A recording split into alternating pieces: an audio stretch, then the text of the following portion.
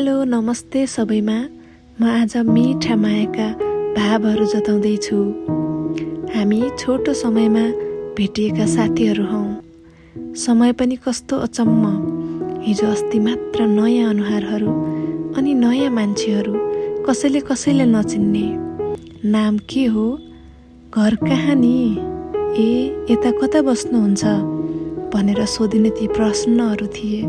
हेर्नुहोस् त, समयको खेल, आज हामी साथीहरू बनेका छौँ। हामीलाई जुमले भेटाएको हो। आज लगभग 3 महिना जस्तो भयो।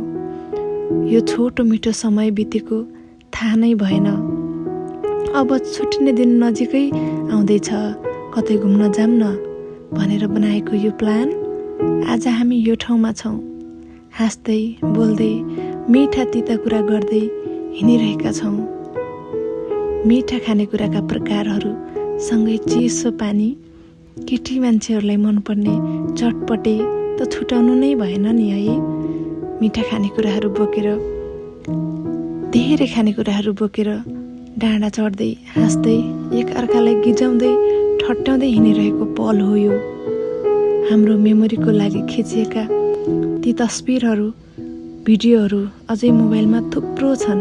अनि प्रकृतिसँगै नाच्दै गाउँदै रमाउँदै चिसो हावा अनि न्यानो माया एकदमै रमाइलो भयो।